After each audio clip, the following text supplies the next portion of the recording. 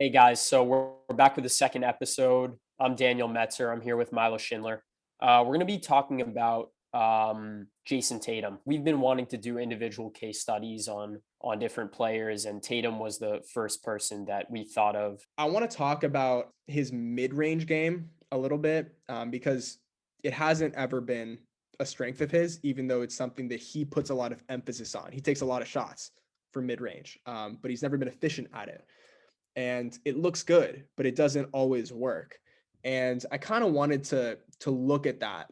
And as you know, I was combing through footage of the great apex predator isolation scorers throughout, modern history. MJ, Kobe, Pierce, T-Mac, KD, Kawhi, PG, and the one thing they all have in common is the ability to vary the ball's trajectory. And this is a very technical thing, but the ability to actually lift up into the shot from different positions. So one thing you'd see with Kobe is he could be in triple threat with the ball sitting on his right or left hip and goes right up into the shot. You never knew when he was going to pull it.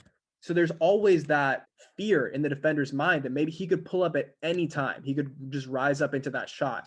There's a little, it's a cat and mouse game. It's a little rock, paper, scissors every time, you're isolating on the perimeter because, you can either drive, you can drive right or left, you can pull up for the shot, you can pass. And with Tatum, it just I keep coming back to this, but it almost looks like all right, for example, when you're watching like the Team USA scrimmages, right? Or the Team USA practices, and you see like KD, PG, DeMar DeRozan, these guys going at it, right?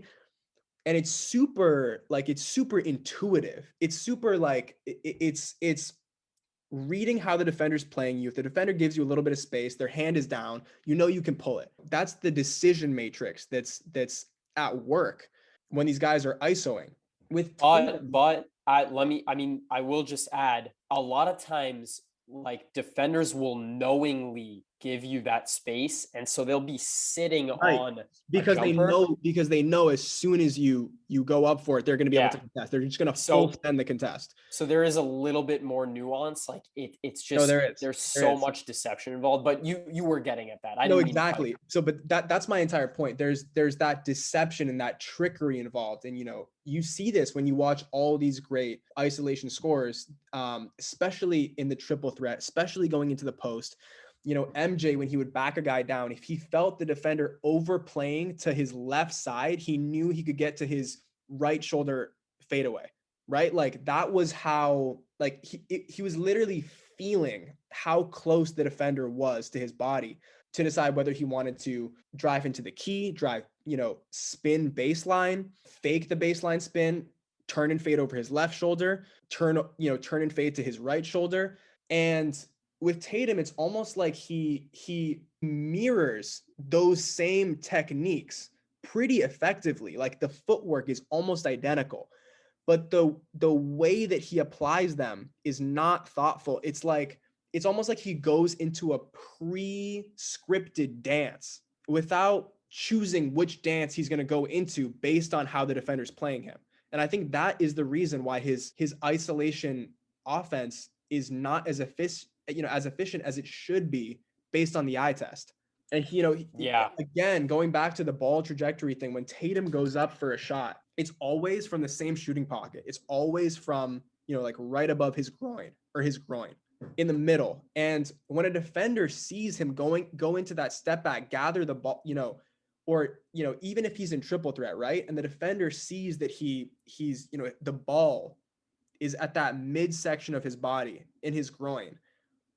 It's like a tell. Like it's the Yeah. defender knows that he's about to go up for the shot right in that moment. It's just premeditated. All the great mid-range scorers throughout history had this diversity of counters punctuated with deception and trickery, and they would apply them based on the situation. Yeah. And if you don't have this variability to go to, and you're just not as comfortable with it, it makes being deceptive all that much harder. And the reason why the pickup point is so important is because it allows you to go up for the shot no matter how close the defender is to your body. Like, Yeah. like you could literally pull up out of triple threat or off the dribble with the defender literally draped over your body. And Kobe and Paul Pierce, MJ would do this. And we And got to remember, he's and KD taller does and this. longer than all of these He's guys. taller than all of these except for Yeah. KD. Yeah. He Yeah. has, he has the size advantage over all these guys. He has a high release point. He can get his shot off over pretty much anyone he wants to. It's just that if he raises the ball in the lift of his shot along that predictable vertical axis, it's very easy for it to get stripped or blocked. So he just doesn't Or for a defender to just close the space more. yeah, exactly, because Yeah. he doesn't have as that he has a much smaller margin of error, and that's why he's just not able to hit those intensely contested shots that guys like Pierce, Kobe, KD can. I mean, tell me if you've seen this. He uses a late wrist extension strategy on his shots, and a lot of people will be surprised by this because it's been perpetuated in a lot of content on shooting, like shooting tips to load your wrist early. And most great shooters actually don't do that. They have their wrist in a neutral position, and once it does get to the lift point, they do get their wrist loaded. Their hand gets under the ball, so they actually have leverage to shoot the Okay, ball. so to clarify, I think what you mean is that when he raises the ball up, his wrist hasn't been it's not It's back not yet, right? extended yet. Yeah, Yeah. Yeah. So like he raises the ball up like this, and then when he's up at the apex of his release point, then he cocks it he back does and it really like late. slingshots it. Yeah. He does it really late, like Yeah. even compared to some other guys, and that's not necessarily a bad thing inherently. Whereas a Just lot of pointing it players, out. a lot of players, I mean, if you watch the way that like Curry shoots, for example, he's went as, from basically the bottom of his shot, the wrist is already extended. He's already going up for it the entire way with the wrist at almost a 90-degree angle. So I thought that it was like very loaded, as some other shooting coaches have pointed out. Mhm. But he actually, his wrist is relatively neutral at the dip point. I've sifted through a lot of Steph shooting film, but the difference between him and Tatum is that the transition from a neutral position to an extended position is much more gradual with Steph. It's not like this catapult motion that you pointed out with Tatum. And I think part of the issue with Tatum's mid-range shots is that, although he is tall and long, so he maybe doesn't need to get as much lift on his jumps, we see KD get a good amount of lift, despite him being very tall and long, obviously. Yeah. I don't think Tatum gets a ton. He gets very little lift on his jumps. No, he jumps back. Yeah, he doesn't go very high Yeah. vertically, is what I'm saying, on a lot of his mid-range shots. And what happens is, as he's doing his very late wrist extension, Tatum's shot is more on the one motion end of the spectrum. And so even when he's shooting mid-range shots, because he doesn't get that much lift on his jumps in the mid-range, he doesn't afford himself enough time to, first of all, raise his lift point so that he decreases the amount of energy available. Because if his lift point was at the same spot, he would have too much energy. And therefore, he gets rid of the ball too early. It's justifiable, again, because he doesn't get a lot of lift. But if he did get a lot of lift, more lift, closer to KD, I really do think it would make a difference for him in the mid range, because he would have more time to calibrate Yes. how much force and in which direction to put force into the ball. Normally on his shots, his lift path, again, a lot of shooting coaches will say, keep the ball close to your body on the lift path, almost like in like a straight line until release, as opposed to having an arc. Tatum has a very pronounced arc in his lift path. So between when he starts lifting the ball and till his lift point, the ball lifts like this Yeah, it's like a C on a lot curve. of his, yeah, on like his, on a lot of his, I mean, on definitely you can see that you'll notice this on standstill shots, but even some other shots. And in the mid range, you're not afforded that space a lot of times to lift the ball because You're just gonna get the ball stripped, and that's why he's not able to actually confidently attempt some of those shots where he has a yeah, guy close to his body. That's why he has to try to create so much space off the dribble, kind of shake and bake, step backs. The reason why he needs that so much is because the ball is kind of far away from his body when he's lifting it up. given that he's put up so many reps in his life, it'd be very hard for him to change the way he's shooting in such a manner that more closely resembles the elite mid-range shooters of the game, KD, MJ. They don't mind hanging in the air for Yeah. longer and calibrating how much force to put into the ball. It's just it may be too like drastic of a change for a skill that frankly may not yield the most points for the betterment of the team. Maybe he needs to put more eggs into the mid range, sorry, into the finishing basket and passing. I think if he could somehow, again, this would require him to play, go live in the off season and come off a lot of ball screens and figure out when is the best time to skip it to the corner, Yeah. or hit a rolling big man and all of those options. Go All ahead. that to say, I mean, I really think he could just decrease the amount of mid range shots that he takes. I think Yeah. I think it's really that simple. A lot of the isolation possessions that he has had have resulted in mid range attempts. So I really don't think it's that crazy of an adjustment to make to just say, hey, don't isolate as much, and not as a byproduct, the amount of mid-range shots that he attempts will go down. It's just I think it's a really clear-cut solution. Yeah.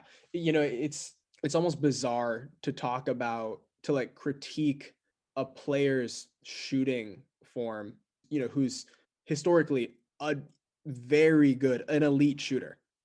Especially, an elite three-point shooter. And he's been a great free throw shooter his entire career. It's just, it's subtle things. It's the adaptability of his shot. It's how versatile is his shot. How many different situations can you apply it to? Yes. I actually think that it is a worthwhile investment of his time and energy to make those micro adjustments to his shot, because you see what a guy like Lonzo Ball did with his shot, to the point where now he's able to come off movement, to come off screens and hit those tough, like turning his body, squaring his shoulders to the basket shots, fading away off movement. In order for Tatum to be effective shooting the ball off of that kind of movement, the kind of movement, those pin downs that Durant gets, and in order for his shot to just be more malleable and apply to more situations where he can get efficient looks, whether self-created or assisted, it's just going to make him so much more dangerous as a scorer. And I think that, being able to, having that in between game makes it easier for him to get to the rim. It makes it easier for him to Yeah. create those looks from three. It increases his gravity tenfold. It makes him so much more of a complete scorer. So I think that it's something that he's going to need to look at. Again, it's the type of thing where like he's a great shooter, like, but there's still things that if you want to get to that peak level as an offensive player that you need to tweak. I actually do agree with that. I said that maybe it doesn't make a lot of sense to spend a lot of time on, just given I can't even imagine how many reps he's gotten up Yeah. in the mid range. But if Drew or whoever else is working with him can come up with a constraints led approach that will push Tatum toward the movement solutions that we're talking about, while still acknowledging that the late wrist extension and the sort of wide lift path, those are not inherent issues. If they were, then his 3-point shot would not be as effective as it is. Yeah, So he just has to tinker with those other solutions. 100%, especially for the type of player that Tatum fashions himself to be, and obviously aspires to be. I think an important thing to note as well is that just because you make tweaks to the way that you apply your shots to different scenarios doesn't mean that you're completely overhauling your shot. Like, a lot of Yeah. players have, very distinct differences in the way that their mechanics work, when they're just taking a standstill jump shot, like an open stationary 3-point shot, versus, you know, stopping on a dime out of the pick and roll, like out of a, off a screen, driving, and then, and pulling up. That's a very different motion. If you look at a guy like KD, or a guy like Kyrie Irving, or or Kobe Bryant, MJ, those shots look so different. Like the release point is different. It's more two motion versus one motion. It's a much later release. It's hanging in the air for a lot longer, depending on how close the shot blocker is. So it doesn't mean that he has to have a completely different shooting form, when he's just taking open threes or like free And throws. and just to yeah, and just to throw this, uh, there may be, I mean, I know for a fact there's still a crowd of people that either thinks, one motion shot is inherently better than a two motion shot, quote unquote, right? Or, I feel like still even asking that question is you gotta think more about when one would be advantageous over the other. Yeah, it's situational. Um, but just, yeah, just we need to think more critically about stuff like that. I noticed this stuff about Tatum's mid-range shooting, but just talking to you, I think got the ideas flowing and hearing your perspective about it. We agree about a lot of things about his mid-range shooting, and we actually didn't talk too much about it offline because we sort of wanted to save that for this conversation. So it was nice to leave those talking points for this convo. I hope you guys enjoyed this episode about Jayson Tatum, and we'll catch you in the next one. Peace out.